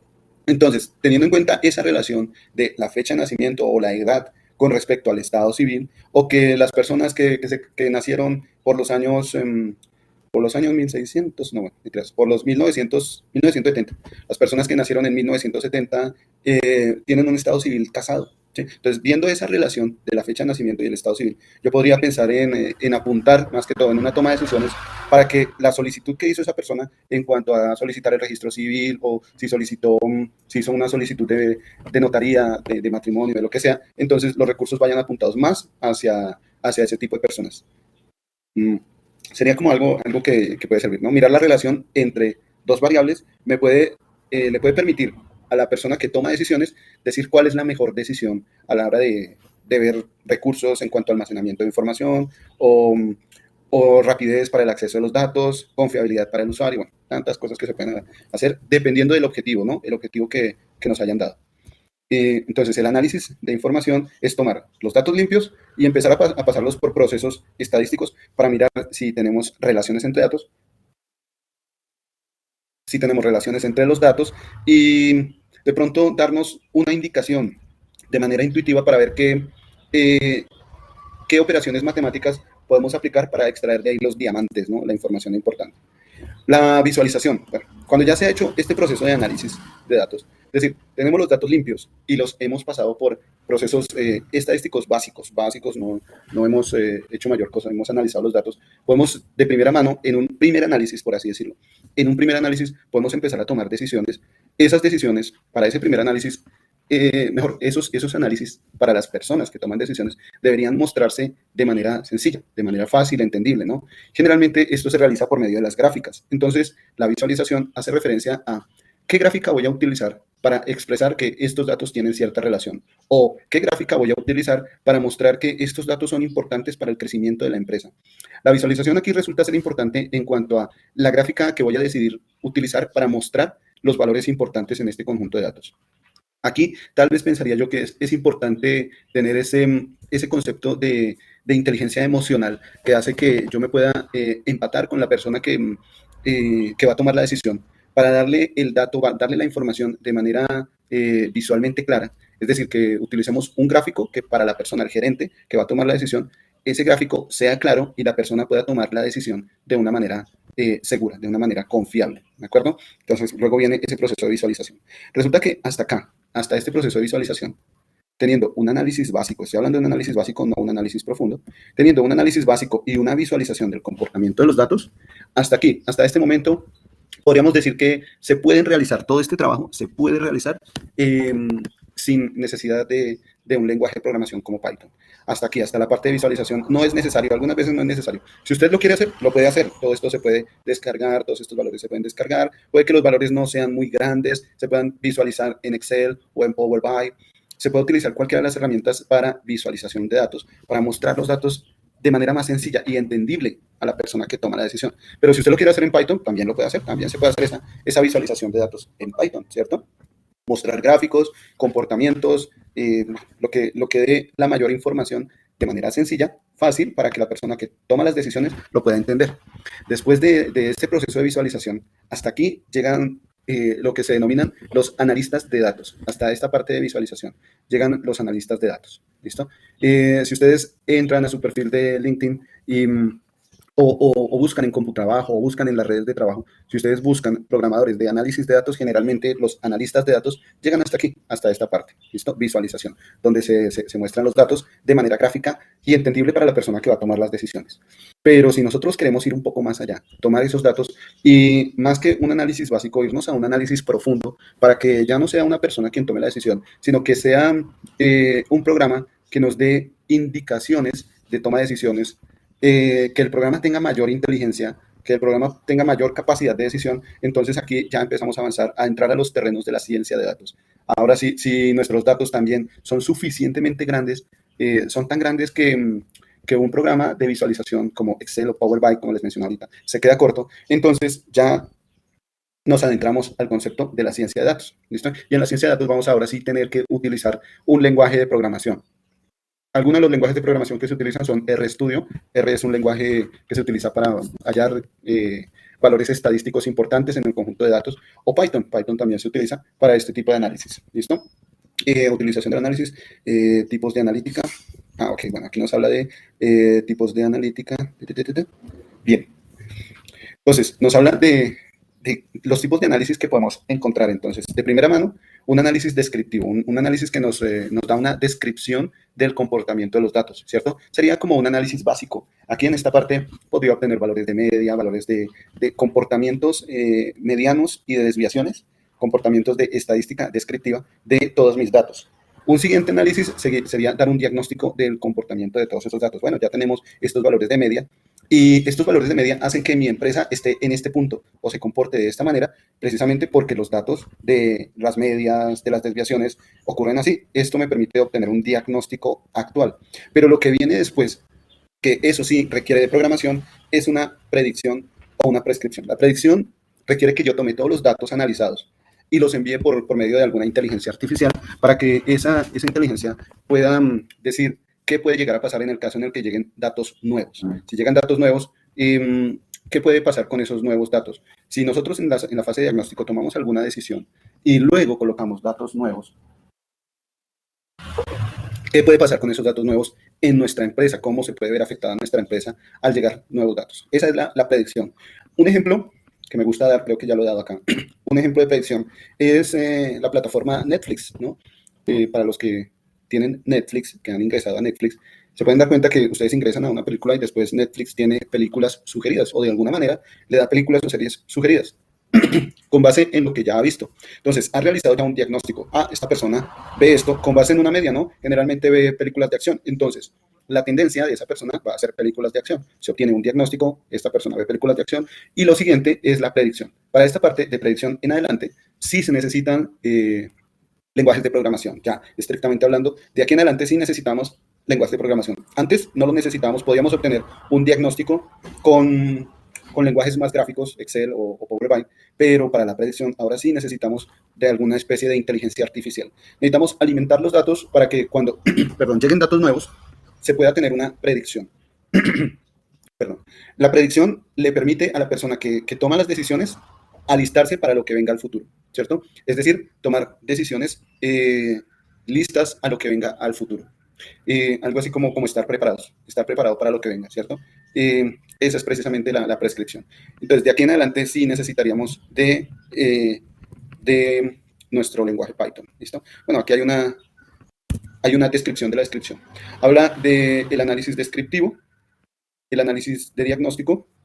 La analítica diagnóstica tiene como finalidad identificar causas de los fenómenos, no quedándose únicamente en describirlos, ¿cierto? Algunas preguntas, ¿por qué bajaron las ventas? ¿Por qué el producto A se vendió más que el producto B? En cuanto a la prescripción, algunas preguntas predictivas, perdón. En cuanto a la predicción, algunas preguntas predictivas, ¿cómo van a ser las ventas el próximo periodo? Si un cliente compra un producto, ¿qué otro producto va a comprar? ¿Cierto? ¿Cuál es la probabilidad de que un cliente regrese? Y la estadística prescriptiva o el análisis prescriptivo podría responder preguntas como cómo enfrentar la baja demanda de algún producto o de varios planes de negocio, cuál se debe elegir, cómo incrementar las ventas que se predijeron y son decisiones que toman ya las personas que están encargadas del negocio. ¿Listo? Bueno, esta unidad fue más que todo una unidad teórica, una unidad con mucho componente teórico. Vamos a ver que no se me quede nada. Hagamos un barrido de toda esta parte de información. Sí, adelante. ¿Alguien? Una pregunta. Sí, adelante. Devolviéndonos a la parte de analista de datos, cuando hablabas de la limpieza de los datos. Ujú. ¿Sí? Me he encontrado con base de datos que tiene, ahí cuando decías los valores nulos, ¿sí? Yo cómo puedo registrar o cómo puedo identificar no tanto la veracidad, sino la efectividad de mi análisis, porque si me entregan datos incompletos, yo obviamente no voy a regresar una información 100% real o confiable, ¿sí me explico? Sí. Yo cómo Póngale- puedo sí, interpretar o darles a entender que, venga, ustedes me entregan esta información, pero yo no le voy a responder como usted necesita porque la base de datos no está completa. listo, póngale cuidado. Voy a comentarle dos técnicas de decisión, así rápidamente. Listo, rápidamente. Vamos a ver, espero que me entienda, por eso uso esas dos técnicas. Vamos con, a ver, ¿cuál sería este? Creo que este. Voy a tomar esta columna, ¿listo? Bien, entonces, ¿qué podríamos decir de esta columna? Voy a hacer algo acá, si me permiten. Voy a tomar esta columna, voy a mirar cuáles son las variables en esta columna. Vamos a realizar un ordenamiento. Datos tienen encabezados, sí, y voy a eliminar los valores repetidos. Estos datos, acuérdense que este conjunto de datos fue el que descargamos, ¿no? Realmente yo no sé qué es lo que tenga lo descargamos recién hoy. Aquí tengo el título, voy a subrayarlo para saber que ese es el título. Y resulta que en este conjunto de datos tenemos estas zonas que están acá. Boyacá, cerca de Piedra, bueno, estas zonas que están acá. En este conjunto de datos estamos hablando de estas zonas. Hay un dato que es nulo, ¿cierto? Uno de esos es nulo. La idea es que tendría que mirar dentro de todos esos datos cuál es el comportamiento de ese dato nulo. Primero, con un aspecto. El primer aspecto que tengo que tener en cuenta es la cantidad de datos. ¿Listo? La cantidad de datos. El segundo aspecto que debo tener en cuenta es la representatividad, ¿cómo sería? El valor estadístico o el valor, sí, llamémoslo así, el estadístico descriptivo. Estadístico descriptivo. Entonces, me voy primero con el de la cantidad de datos. Supongamos que nos vamos aquí a nuestro conjunto de datos y dentro de la gran cantidad de datos nos damos cuenta que tenemos 15.792 datos. Estos 15.792 datos, realmente debo compararlos con el uso normal de mi conjunto de datos. Estoy comparando 15.792 datos, pero yo no sé si estos datos fueron tomados en un segundo o fueron tomados en un año o en 20 años. Aquí nos había dicho que creo que se está actualizando cada 6 meses durante 2 años. Entonces tenemos aquí 15.000 datos, más de 15.000 datos tomados durante 2 años, ¿cierto? Esto significa que aquí la cantidad de datos, pues realmente pensaría yo que no vienen a ser muy significativos. La cuestión es qué tanto impacto van a tener los datos nulos en esos 15.000 datos. ¿Qué tanto impacto significa? Si yo quito todos esos datos nulos, ¿cómo se va a modificar? ¿Cómo se va a haber modificado mi conjunto de datos? ¿Cierto? Entonces, es por esto que lo primero que voy a tener en cuenta es la cantidad de datos. Si yo los quito, ¿será que se va a ver afectada? Perdón, un segundito.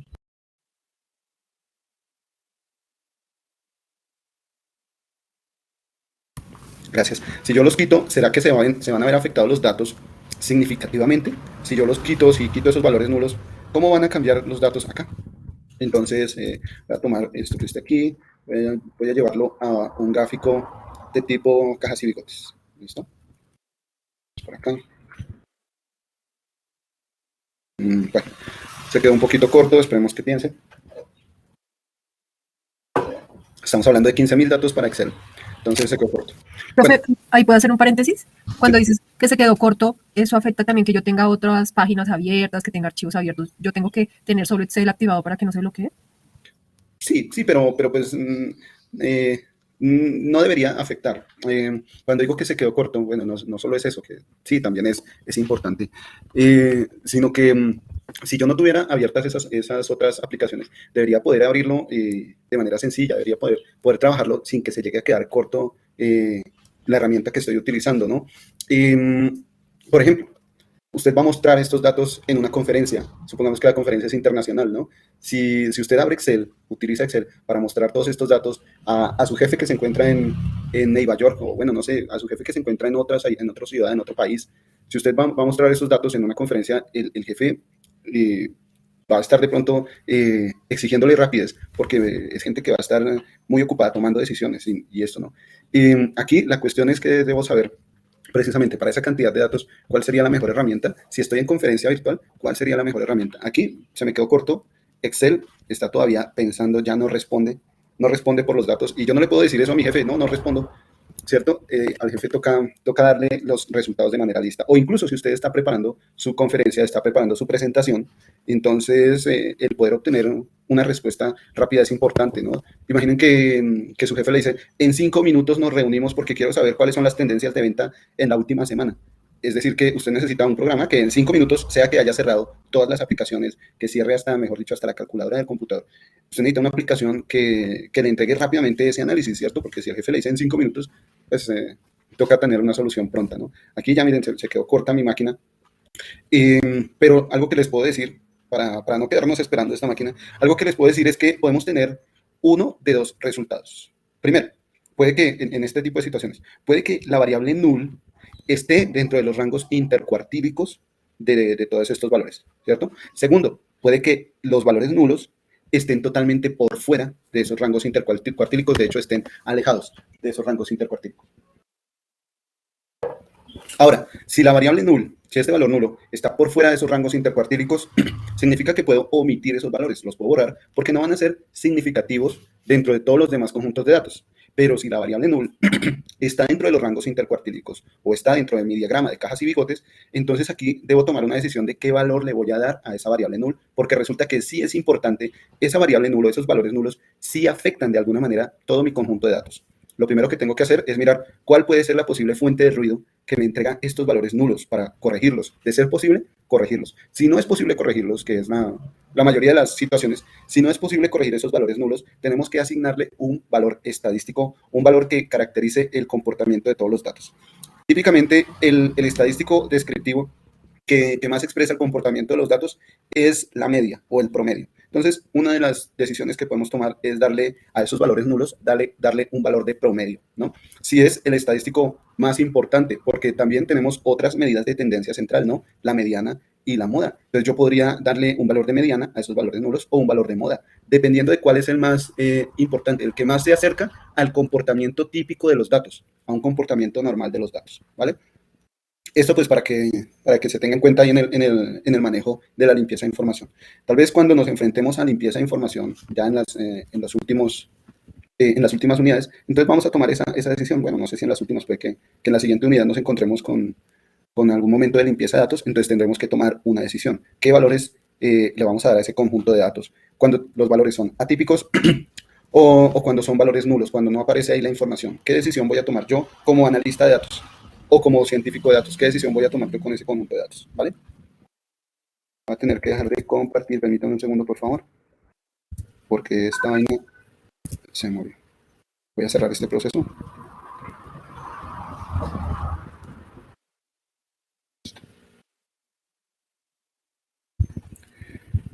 Listo. Ok. Bien. Listo, compartiendo. Bueno, eso con respecto, no sé si se entendió, espero que sí se haya entendido. No Sí, si profe. Sí, era la idea, gracias. Bien, vale, con mucho gusto. Entonces, eso lo vamos a hacer cuando lleguemos a limpieza de los datos, pero ya no lo vamos a hacer aquí en Excel, eso lo vamos a hacer a nivel de programación, lo vamos a hacer en Python, ¿vale? Si está buscando de pronto un trabajo inclinado más hacia el análisis de datos, entonces debe fortalecer también sus conocimientos, no solo en Excel, sino en un programa que se llama Power BI. Vamos a ver, tal vez algunos de ustedes lo conozcan. Power BI, vamos a ver acá. Power BI, ¿listo? Power BI. La idea es que este programa también facilita la entrega de informes por medio de gráficas. Utiliza gráficas para el análisis de información, ¿listo? Se puede utilizar, ahí se los dejo para que si quieren lo analicen, lo estudien un poquito más. Pero también está el campo de la ciencia de datos, que sigue avanzando en estos conceptos de análisis y ahora más que todo nos entrega también una solución dentro de la inteligencia artificial. La ciencia de datos nos va a permitir hacer un análisis, una limpieza, análisis, una visualización, pero también nos va a permitir tomar todos esos datos para una predicción, ¿listo? Hacer una predicción. ¿Cómo se puede usar la predicción? Ustedes se acuerdan que uno de los temas de estadística fue la regresión. Voy a hablar de la regresión lineal. Bueno, aquí hace regresión lineal Power BI, pero voy a hablar de la regresión lineal Resulta que con la regresión lineal nosotros tenemos un comportamiento aproximado de los datos. Dentro de una cierta variabilidad, ¿no? Los datos van a estar cambiando, pero si nosotros hemos hecho una regresión y llegan nuevos datos, podemos apuntar a una predicción muy certera del comportamiento de datos futuros, ¿cierto? Hay diferentes tipos de regresión, pero esa la vamos a dar dependiendo del conjunto de datos, de la dispersión de datos que tengamos y de las relaciones entre los datos. Si ustedes recuerdan, aquí en nuestro conjunto de datos, vamos a ver si abre. Ahorita en un segundo. En este conjunto de datos, la caracterización de usuarios. Entonces, en este conjunto de datos que tenemos acá, en todo este conjunto de datos, resulta que nosotros podemos de aquí tomar todas las columnas de datos. Tomamos todas, vamos otra vez. Voy a volver a hacer texto en columnas, coma y finalizar. Listo. Resulta que nosotros tenemos todo este conjunto de datos, ¿cierto? Dentro de todo este conjunto de datos, entonces, queremos saber si hay columnas que están relacionadas una con otra. O sea, el ponernos a analizar todas estas columnas y hacer una regresión, digamos que vamos con una regresión lineal. Hacer una regresión lineal de columna por columna me llevaría muchas combinaciones, ¿no? Es decir, tendría que combinar la columna género y mirar si la columna género tiene relación en forma de regresión lineal con las otras columnas. Lo mismo con la columna fecha de nacimiento, mirar si la columna fecha de nacimiento tiene relación en regresión lineal con las otras columnas y así sucesivamente. Uno de los análisis que tendría que hacer es mirar si cada una de las columnas tiene relación una con otra entre sí, ¿cierto? Como dice la reina, del mismo modo y en sentido contrario. Quiero mirar si entre las columnas hay relaciones. Entonces, el llegar a tomar todos estos datos, hacerles una caracterización, pasarlos por valores numéricos y después de eso, pasarlos cada uno por una gráfica, uno por uno, digamos que en Excel, hacerlo en Excel sería demasiado largo, dispendioso. Lo puedo hacer, pero es demasiado extenso. Mientras que si sé que esto mismo lo puedo hacer en un lenguaje de programación como Python, pues lo hago y encuentro las correlaciones entre todas las columnas y miro cuál sí puede llegar a ser lineal. Puedo ver una dispersión de puntos entre la columna género y la columna zona. Puedo mirar la dispersión de puntos entre la columna dirección y la columna de estado civil. Puedo ver diferentes valores. Bueno, aquí un plus adicional es que la columna dirección, si ustedes se dan cuenta, nos está dando un punto, una ubicación dentro de un mapa. Esta ubicación se puede tratar dentro de las coordenadas geográficas, dentro del GPS, se puede trasladar a esas coordenadas o se puede trabajar a coordenadas dentro de un mapa en coordenadas rectangulares, ¿no? Ya depende del análisis que le quieran hacer. Si es un análisis profundo, si es un análisis más segmentado, entonces se puede pasar ese valor de dirección, se puede pasar a coordenadas esféricas de GPS o se puede pasar a coordenadas rectangulares en un mapa. Profe, ¿y esa opción es por fórmula del mismo Excel? Se puede traer una herramienta, una librería de Excel que permita dar la ubicación. Sin embargo, debería ser capaz esa herramienta de cargar la posición, ¿de acuerdo? De cargar la dirección, cargar la información de dirección en un sector en específico, ¿no? Tal vez lo que podríamos hacer nosotros, si ese es nuestro interés, nosotros como programadores, algo que podríamos hacer es tomar. Aquí estamos hablando, este conjunto de datos es de Chia. Entonces, algo que podemos hacer nosotros como programadores es tomar las direcciones de Chia, todo el mapa de Chia, ¿cierto? Pasarlo por un programa que nosotros mismos haríamos. Y quiero comentarles algo. Puede que este tipo de programas ya lo haya hecho otra persona. Cuando tenemos programas que puede que ya los haya hecho otra persona, entonces nos podemos ir ¿cómo se llama esto en Colab? Se me va la palabra. Bueno, nos podemos ir a una sección donde podemos ver los diferentes programas, las aplicaciones, toda esta información está en inglés de esos otros programas. Pero si nosotros queremos hacerlo, entonces algo que se puede hacer es tomar la región de interés, en nuestro caso sería el mapa de Chia, y con base en el mapa de Chia, mirar sus coordenadas geográficas, ubicar unos puntos o alimentarlo con algunos puntos, alimentar mi programa con algunos puntos importantes en el mapa de Chia, de acuerdo a direcciones importantes, y a esas direcciones colocarle puntos geográficos, bien sean coordenadas circulares, coordenadas esféricas, perdón, o coordenadas rectangulares, alimentarlo con esa relación, decirle, por ejemplo, la plaza central está en la calle primera con carrera primera. Calle primera con carrera primera es la coordenada X. La alcaldía está en la calle 10 con carrera 10, entonces la calle 10 con carrera 10 trae coordenada Y, trae esta coordenada. Alimentarlo con algunas coordenadas de forma tal que cuando ya le ingrese una nueva coordenada, un nuevo valor en coordenadas, entonces automáticamente ya simplemente se hace la descripción en coordenadas en esa dirección. Se hace automáticamente por medio de un programa. Miren que es tan amplio el concepto que se puede hacer, tantas cosas que se pueden hacer en programación, es tan grande las cosas que se pueden hacer en programación que ya podemos decir que lo que a mí se me ocurra, casi que lo puedo implementar, ¿sí? Lo que a mí el problema que se me presente lo puedo implementar. Hay herramientas, hay programadores que ya han hecho estas herramientas. Muchas veces este código que ya ha sido implementado no se va a usar directamente tal cual como lo usó ese programador, puede que no se use directamente, sino que haya que modificarlo o se deba pasar por alguna modificación para poder utilizarlo de acuerdo a mi aplicación, de acuerdo a mi objetivo, ¿cierto? Pero desde que nosotros entendamos los conceptos de programación, eso lo podemos hacer con calma, con un buen juguito, con una buena musiquita y nos ponemos a trabajar en eso. ¿Vale? Entonces, sí, se puede hacer esa aplicación que nos entregue esa posición. Entonces, les decía, lo que venía la charla era que todo este conjunto de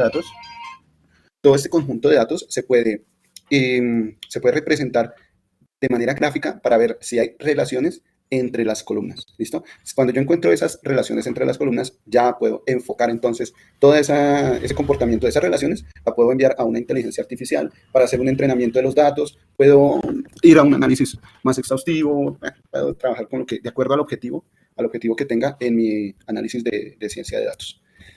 Bueno, mucho por hacer acá, muchísimo por trabajar, por cacharrarle aquí.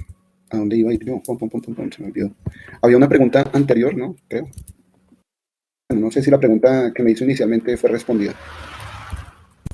Sí, profe. Sí. Muchas gracias. Vale. Bueno, ya lo que nos queda es empezar a cacharrear.